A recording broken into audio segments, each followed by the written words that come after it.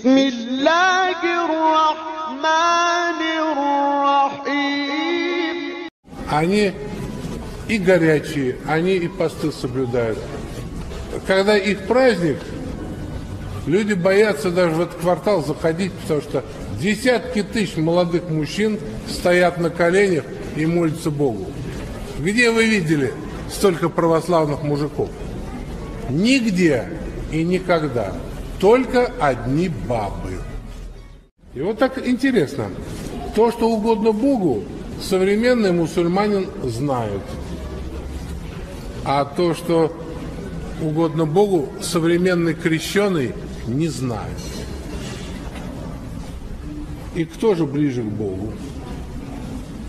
Поэтому будущее за этими мусульманами.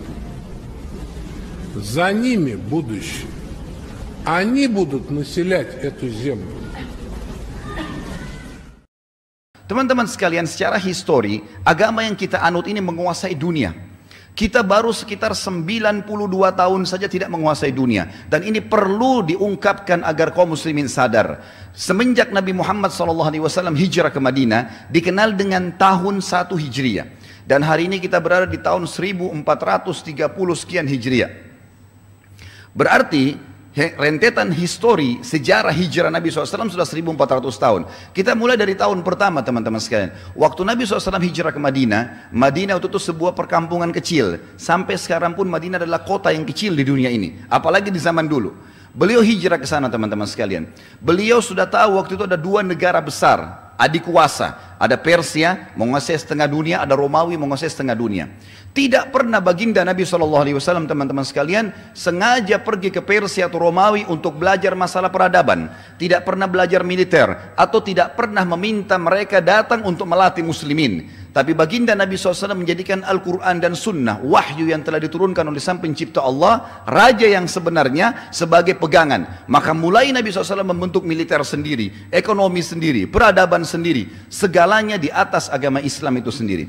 Dan kita tahu 10 tahun masa fase Madinah, Nabi SAW berhasil membuat seluruh jazirah Arab masuk Islam. Dan puncaknya adalah pembebasan kota Mekah dari kekufuran. Kemudian datang setelahnya Khulafaur Rasyidin yang sudah masyhur, Abu Bakar, Umar, Uthman, Ali radhiyallahu anhum ajma'in. Abu Bakar berkuasa dari tahun 11 Hijriah sampai 13 Hijriah dan sudah berhasil menembus Bahrain, dan sekarang kalau Bahrain itu Bahrain, Qatar, Imarat, beberapa pesisir teluk yang memang waktu itu masih dikuasai oleh orang-orang penyembah berhala.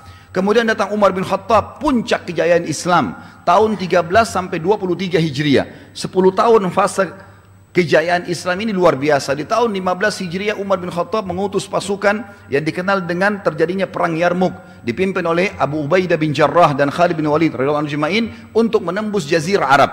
Tembuslah Palestina, Syria, Lebanon dan juga Jordania. Dan pada saat itu, teman-teman sekalian, pasukan muslimin selalu jumlahnya lebih sedikit. Yang diutus oleh Umar bin Khattab 12.000 orang melawan waktu itu di utara jazirah Arab Romawi 250.000 jiwa.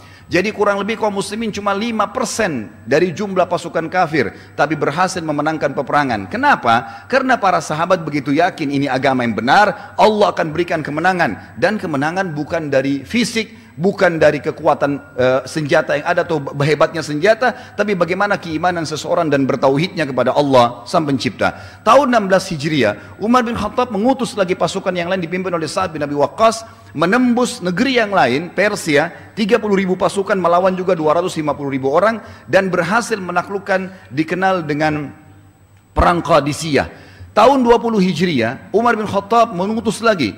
Tahun 20 Hijriah mengutus Amr bin As ke Mesir, menembus Afrika Utara, Mesir, Tunis, Jazair, Maroko, sehingga seluruh Afrika terbuka Islam pada saat itu. Dan teman-teman sekalian, di tahun 20 Hijriah, setengah dunia, seluruh wilayah baratnya Jazirah Arab, wilayah Afrika, seluruh wilayah timurnya, Irak, Iran, Afghanistan, Rusia, wilayah Persia, takluk di zaman Umar bin Khattab, seluruh wilayah utara Jazirah Arab negeri Syam, dan juga Jazirah Arab sendiri, setengah dunia dikuasai oleh kaum muslimin. Pada saat itu, teman-teman sekalian, Umar bin Khattab bukan orang yang memiliki ijazah militer dari Amerika atau memiliki ijazah ekonomi dari Eropa. Tidak ada pada saat itu mereka. Dan kaum muslimin belajar dari Al-Quran dan Sunnah. Umar bin Khattab orang yang baru belajar menulis dan membaca setelah masuk Islam. Sebelum masuk Islam tidak ada sama sekali pengetahuan tentang masalah menulis dan membaca. Memimpin dunia teman-teman sekalian hanya dengan wahyu Al-Quran dan Sunnah. Utsman bin Affan datang setelahnya. Dari tahun 23 sampai 37 Hijriah, muslimin sudah memiliki kapal-kapal perang di lautan di negeri Syam untuk menembus sebagian besar wilayah Eropa. Dan kita tahu Ali bin Abi Thalib radhiyallahu anhu ajma'in ini tahun 37 sampai 40 menyelesaikan masalah internal muslimin, fitnah yang terjadi lalu beliau menyelesaikannya. Dan datanglah dinasti pertama dalam Islam dari tahun 40 sampai 132 Hijriah, dinasti Umayyah. Ini dalam buku sejarah semuanya ada. Dan kita pada saat itu teman-teman sekalian memiliki kekuatan militer yang semua orang-orang non muslim ketakutan. Kalau kapal-kapal muslim lewat, gereja pun tidak berani membuncikan loncengnya. Dan juga termasuk setelahnya datang dinasti Abbasiyah, kerajaan Abbasiyah tahun 132 sampai 656 Hijriah, dan pada saat itu hampir 3/4 dunia dikuasai oleh kaum muslimin. Dan tidak ada kekuatan yang lain kecuali Islam pada saat itu. Betul-betul mereka sangat berkuasa. Lebih hebat lagi datang setelahnya Utsmaniyah yang berkuasa dari tahun 657 sampai 1300, kurang lebih 92 tahun yang lalu, 1300, kalau dikurangi 38 ini kurang lebih 1320-an atau Masehinya 1924. Kita hari ini ada berada di tahun 2017. Berarti sekitar 93 tahun lalu saja waktu Utsmaniyah runtuh teman-teman sekalian, seluruh wilayah muslimin yang dijajah oleh orang-orang kafir ini kemudian disebarkanlah pendidikan-pendidikan liberal, pendidikan-pendidikan sekuler yang menjauhkan dari umat Islam dari agamanya, disebarkanlah pemahaman-pemahaman yang banyak membenci Islam sendiri atau menganggap keterpurukan Islam kalau kembali kepada Islam. Semenjak itu kaum muslimin terpuruk teman-teman sekalian. Oleh karena itu, kesimpulan yang ingin kita sampaikan saudaraku seiman, kembalilah kepada Islam itu, dan Islam yang sedang kita anut ini adalah agama yang benar, tinggal bagaimana mempertahankannya, mempelajari dan mengamalkannya. Dan ini adalah ajaran yang benar. Kita tidak butuhkan yang lainnya. Apapun yang kita butuhkan semua sudah tersebutkan di situ. Maka harus teman-teman sekalian kita kembali ke sini, dan alhamdulillah sekarang kaum muslimin di Indonesia sudah mulai lebih semangat mempelajari agamanya, sudah mulai lebih sadar dengan adanya kejadian-kejadian besar yang dengan hikmah Allah terjadi.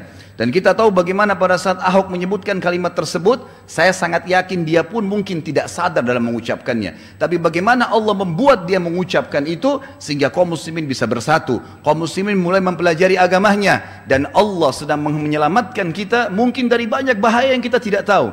Begitulah kalau Allah bermain teman-teman sekalian. Dan hiduplah dalam agama Islam dan meninggal dalam itu sebagaimana Allah berfirman, wala tamutunna illa wa antum muslimun, dan janganlah meninggal kecuali dalam keadaan Islam. Oleh karena itu teman-teman sekalian, saya ingin ingatkan kembali lagi, kembalilah kepada agama Islam, pelajari. Jangan cuma banyak seperti rumah tangga di kita di Indonesia namanya Muhammad, suaminya, istri namanya Aisyah, tapi tidak ada diri Muhammad dan Aisyah di dalam diri mereka. Bahkan kita temukan ayah dan ibunya, ya, ibunya pakai jilbab, anaknya tidak pakai jilbab. Bahkan jauh sekali dari agama Islam, sehingga kita temukan Islam ini hanya menjadi simbolik saja. Dan semenjak itu terjadi teman-teman sekalian, maka tidak akan pernah jaya Islam ini lagi kecuali kita kembali ke agama kita. Izinkan saya menyampaikan dua buah hal sebagai penutup. Yang pertama teman-teman, dialog terjadi antara seorang anak muda muslim dari Mesir di Amerika yang sedang kuliah dengan seorang anak muda Yahudi yang sedang juga kuliah satu kelas. Kata si muslim Mesir ini, sekarang kalian ini orang-orang Yahudi menguasai negeri kami di Palestina. Kalian capok di sana, kalian jajah, dan kami masih punya kekuatan untuk membebaskan. Tapi ada hadis Nabi kami. Kami yakin dalam syariat kami ada hadis Nabi kami nanti kalau Dajjal sudah keluar dan akan dibunuh oleh Isa alaihissalam pada saat dia turun, kemudian kami akan membunuh kalian sampai kalau kalian sembunyi di atas batu atau di bawah pohon, batu dan pohon akan bicara, hai muslim, ini Yahudi, bunuhlah dia. Apa yang terjadi teman-teman sekalian? Si Yahudi tersenyum lalu berkata apa? Benar. Kami juga tahu hadis Nabi kalian itu. Kami juga tahu hadis Nabi kalian itu. Tapi ketahuilah, yang akan mengalahkan nanti kami bukan orang-orang seperti kamu ini. Orang-orang muslim yang sholat subuhnya seperti sholat Jumat. Maksudnya apa teman-teman sekalian? Kalau Jumat, kalau subuh seperti sekarang ini hadirnya muslimin di masjid ini, seperti ini jumlah yang hadir di masjid, maka iman dan Islam sudah tertanam dalam hati mereka. Tapi kalau hanya muadzin sama imam saja di masjid, semuanya pada sibuk dengan kegiatannya, maka mereka masih jauh dari agama. Yahudi saja tahu kapan kita bisa menang kalau kita kembali ke agama kita teman-teman sekalian.